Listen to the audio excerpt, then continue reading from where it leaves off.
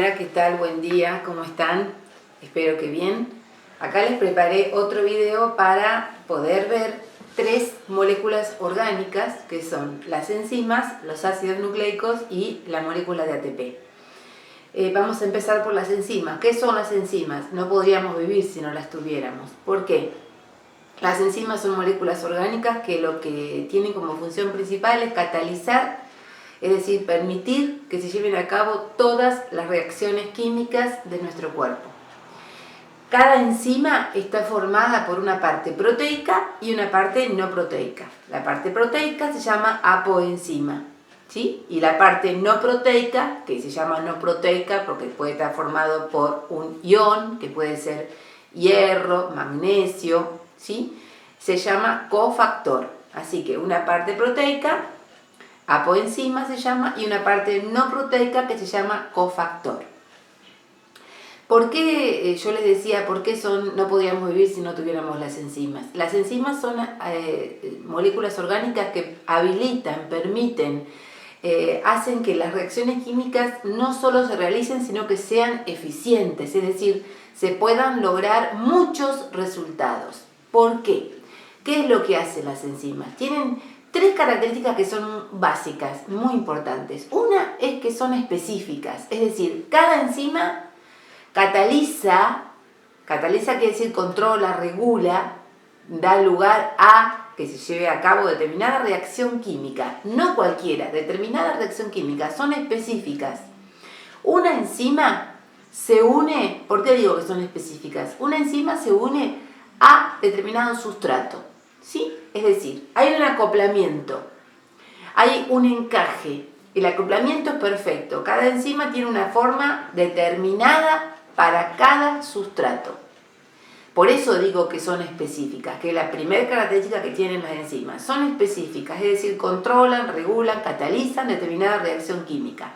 Por ejemplo, las proteasas catalizan, pueden degradar, desintegrar, quiere decir, solamente las proteínas, no los lípidos, por ejemplo.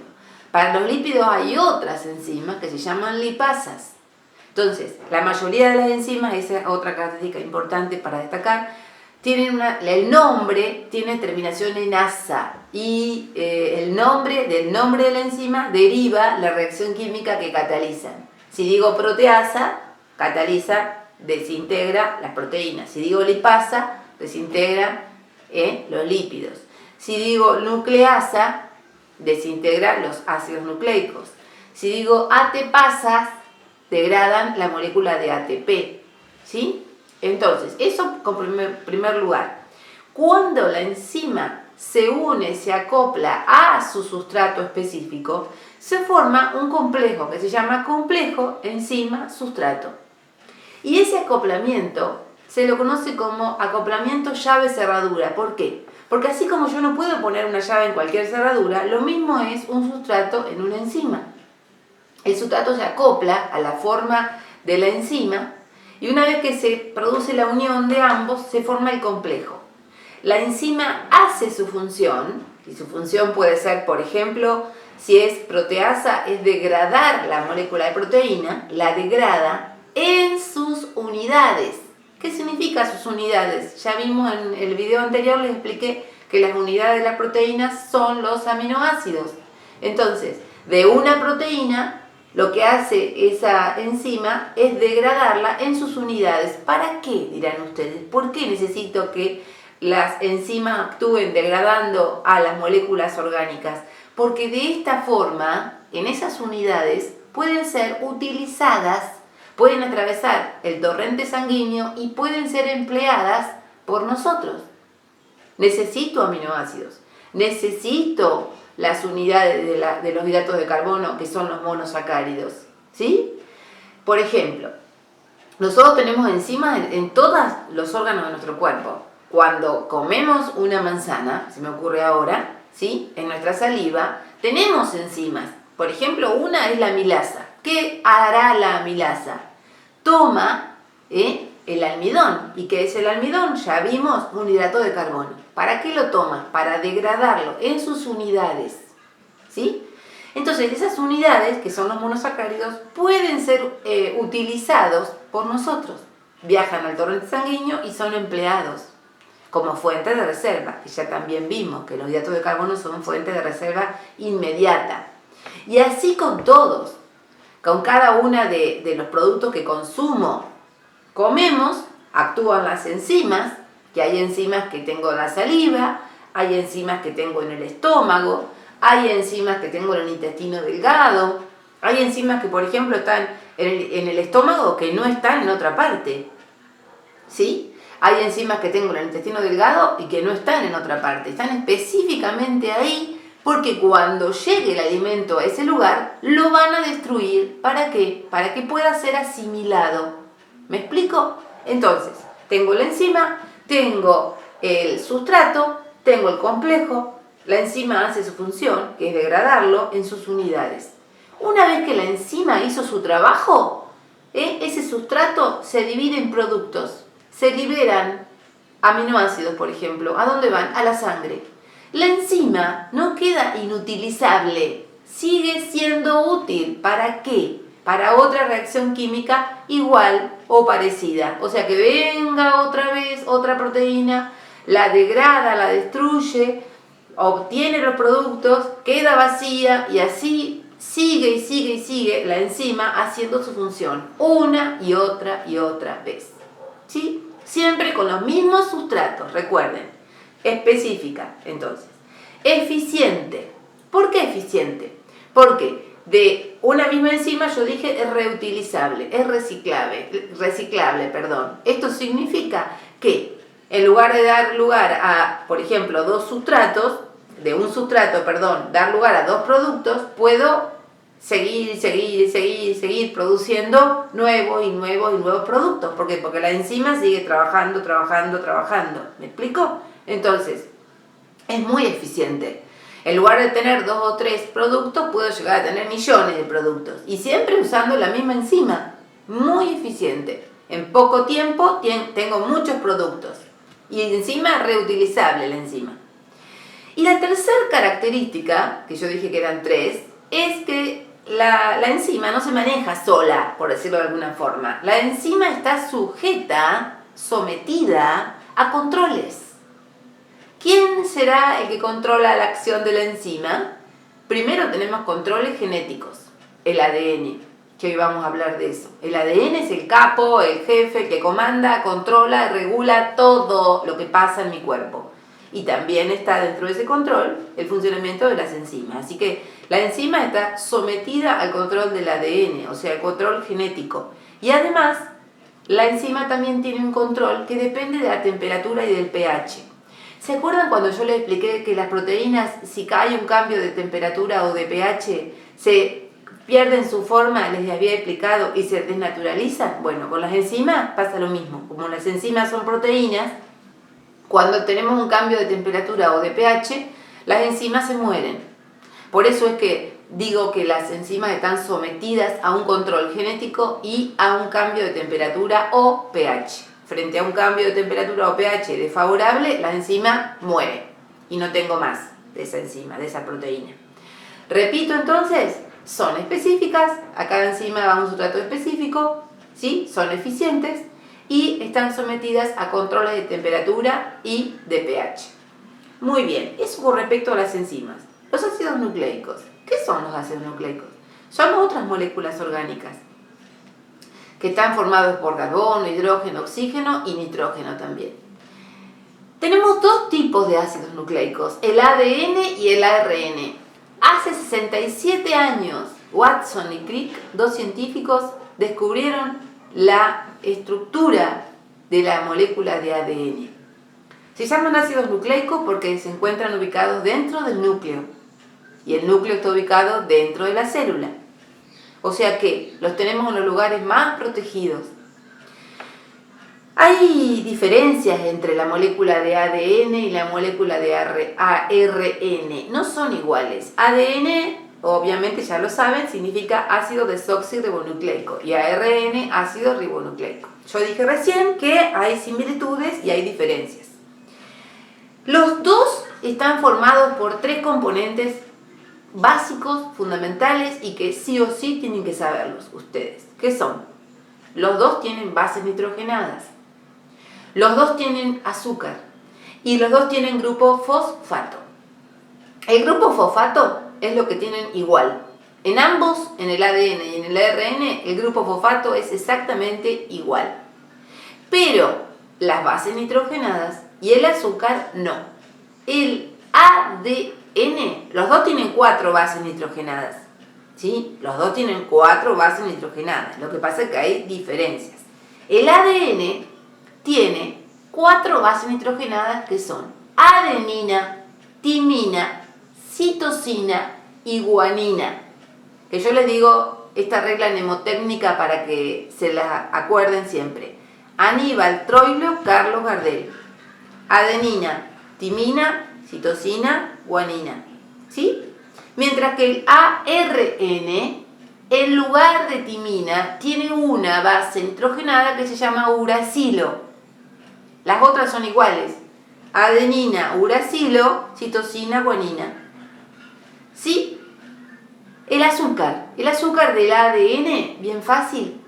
Ya vimos glúcidos, ¿se acuerdan? Y yo les hablé que había unos hidratos de carbono, que forman azúcares de los ácidos nucleicos, que eran la desoxirribosa y la ribosa. Fíjense qué fácil. El ADN tiene la desoxirribosa. Se llama ácido desoxirribonucleico. Azúcar desoxirribosa. Mientras que el ARN tiene un azúcar que se llama ribosa. ¿Sí? Nada más. Así de simple. Entonces repetimos. Cada ácido nucleico, ADN y ARN, está formado por 3 componentes básicos, que son bases nitrogenadas, azúcar y grupo fosfato. El grupo fosfato es el mismo para los dos ácidos nucleicos. Las bases nitrogenadas son, para el ADN, adenina, timina, citosina, guanina. Para el ARN, en lugar de timina tengo uracilo. Adenina, uracilo, citosina, guanina. Y el azúcar del ADN es la desoxirribosa, mientras que el azúcar de la ARN es la ribosa. Por otro lado, ¿para qué tenemos un ADN y un ARN? El ADN es el código genético, que significa que en el ADN tengo, en una secuencia de genes, tengo toda la información genética mía que proviene de mis progenitores. Y yo le traslado a mis hijos el código genético, dentro del código genético, algunos genes que tienen que ver con color de ojos, forma de la nariz, la forma de la boca, hasta el carácter y hasta las enfermedades también se transmiten, como ya vimos la vez pasada también, genéticamente, una que era la anemia drepanocítica. ¿Y el ARN de qué se ocupa? De la síntesis de proteínas. Solamente les voy a decir esto nada más. Hay 3 tipos de ARN, porque quiero presentarlos. Está el ARN mensajero, el ARN ribosómico y el ARN de transferencia. ¿Sí? Como el ADN no se mueve del núcleo, es el jefe, está en el núcleo y no sale de ahí, necesita que alguien lleve la información genética afuera de la célula. ¿Por qué? Porque en el ADN está toda la información genética que dice, a través de lo que se llaman codones, sí, el nombre, el código genético dice todo lo que necesita esa persona, qué proteínas necesita, cómo tienen que ser elaboradas. O sea, para ser más clara todavía, en el ADN están todas las recetas, está todo el recetario, está todo el abecedario completo. Como no sale del núcleo, alguien tiene que llevar la información afuera. ¿Quién? Un mensajero. Por eso hay 3 tipos de ARN, porque el ARN sí sale, se escapa del núcleo de la célula. El ADN no, pero el ARN sí. Hay 3 tipos, como dije, de ARN. El mensajero, la palabra lo dice, lleva la información afuera del núcleo de la célula. El ARN ribosómico y el ARN de transferencia. ¿De qué van a ocuparse estos 3 tipos de ARN? De la síntesis de proteínas. Todo lo que vimos en el video anterior, todos los tipos de proteínas sin las cuales no podíamos vivir, son sintetizadas, por el ARN de estos 3 tipos que dije recién, dentro de unas organelas que se llaman ribosomas, que están dentro del citoplasma celular, adentro del citoplasma celular, ¿sí? Y por último, les quería decir que cualquier alteración, es importante esto, que haya en la secuencia de bases, que esto es muy importante, se me estaba escapando, las bases nitrogenadas, adenina, timina, citosina y guanina, siempre van apareadas, así como las nombro yo, adenina, timina, citosina, guanina, de a pares, porque este acoplamiento es lo que va a permitir que el traslado de genes, de la información genética, sea correcta. Si se aparean mal, hay mutaciones. ¿Qué significan mutaciones? Anomalías, enfermedades. Otra cosa importantísima, muy importante, así como todas las moléculas orgánicas tienen unidades, ¿sí? Los lípidos tienen, ¿qué era? ¿Se acuerdan? Ácidos grasos y glicerol, los glúcidos monosacáridos, las proteínas aminoácidos, los ácidos nucleicos tienen unidades que se llaman nucleótidos, ¿sí? Bien. Y lo último que les quería, porque no quería hacerlo tan largo al video, pero lo último que les quiero explicar es el ATP. ¿Qué es el ATP? Es el adenosintrifosfato. El adenosintrifosfato es como un banco para nosotros, dicho bien simple. ¿Qué quiere decir un banco? Que donde yo guardo, en lugar de guardar plata, en nuestro cuerpo guardo energía, en forma de una molécula que se llama ATP, una sigla que significa adenosintrifosfato, ¿sí? Adenosintrifosfato. Sus componentes son adenina y 3 moléculas de fosfato, del elemento químico fosfato. Que ¿por qué va con P y no con F? Tendría que ser con F de fosfato, porque P es el símbolo del elemento fósforo. Por eso es adenosintrifosfato, la P de fósforo. Y ustedes dirán, ¿y qué importancia tiene el ATP? Todo. Así como yo, si necesito plata o cuando tengo que ir a cobrar, voy a buscar plata al banco, bueno, mi cuerpo saca energía del ATP. El ATP está guardado en una reserva que en los animales se llama glucógeno en el hígado, ¿sí? Cuando yo estoy sin energía disponible porque he ayunado, para explicarlo bien simple, salté el desayuno, salté el almuerzo, no me muero. ¿Por qué? Porque mi cuerpo saca energía del ATP. Pero cuando yo llegue a la merienda, ¿sí? Mi cuerpo va a pedirme, como el banco, me va a pedir que le devuelva intereses, lo que yo le di, lo que me dio, mejor dicho, con intereses. Por eso que comemos mucho más, ¿sí? No me muero salteando comidas, pero cuando voy a comer la comida que corresponda, ataco con voracidad. ¿Por qué? Porque mi cuerpo está reclamándome que yo le devuelva lo que él me dio, o sea, la energía inmediata que me dio.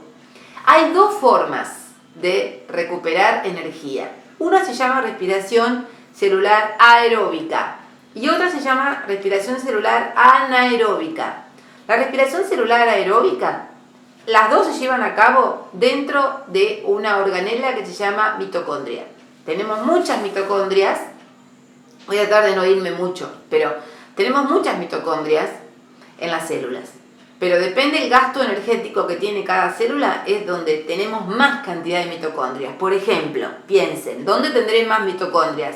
¿En una neurona o en una célula epitelial? En una neurona. ¿Por qué? Porque la neurona gasta mucha energía. Ustedes dirán, ¿cómo? ¿Qué tipo de energía? Energía intelectual, gasto intelectual. Cada vez que pienso estoy gastando energía. En cambio, las células epiteliales tienen poca. Epiteliales son las que forman la piel. Tienen pocas mitocondrias porque el gasto energético es pequeño. ¿Dónde tengo más mitocondrias? ¿En una célula muscular o en una célula epitelial? Para compararla con otra. En una célula muscular, porque los músculos están todo el tiempo moviéndose y gastando energía. Entonces, primero y principal, ambas respiraciones aeróbica y anaeróbica se llevan a cabo en las mitocondrias. Aeróbica quiere decir con oxígeno, aero es con oxígeno y anaeróbica es sin oxígeno. Ahora les voy a explicar un ejemplo bien simple, pero quiero aclararles esto. La respiración aeróbica es muy eficiente me da, para que tengan una idea, me permite obtener 36 a 38 moléculas de ATP, mientras que la anaeróbica no es eficiente para nada, me permite obtener 2 moléculas de ATP.